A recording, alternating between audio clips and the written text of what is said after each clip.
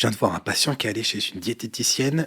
Le patient est stable. Il est stable d'un trouble bipolaire. Il a galéré pendant plusieurs décennies.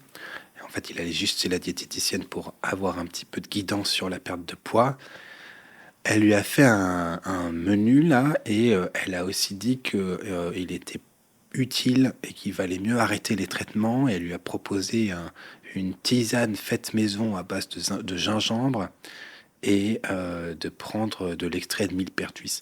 Alors, faut vraiment pas se planter parce que il faut pas confondre les gens avec des maladies maniaco-dépressives, des troubles bipolaires sévères avec des antécédents familiaux et personnels de suicide et d'hospitalisation en psychiatrie et la dépression de quelqu'un qui va passer tout simplement et c'est une réaction à un élément de vie alors que dans la famille il n'y a rien du tout.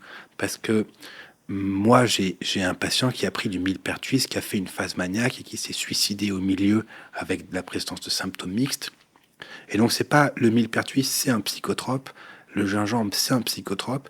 Et quand on conseille à des gens stables d'arrêter les médocs qui marchent pour en conseiller d'autres qui sont plus naturels, mais dont on ne sait pas s'ils sont efficaces ou pas, c'est quand même être extrêmement incompétent. Donc il faut faire attention à ce qu'on conseille, à qui on conseille et comment on le conseille, parce qu'il y a des gens qui vont mourir s'ils arrêtent leur traitement et qui commencent à prendre des plantes. Ça m'est déjà arrivé, et quand c'est le cas, c'est pas la personne qui conseillait des plantes qui va prendre la responsabilité de ce genre de choses. Ces personnes-là seront parties ailleurs depuis longtemps. Donc attention aux conseils que vous recevez. Il y a des gens pas très très compétents dans le lot.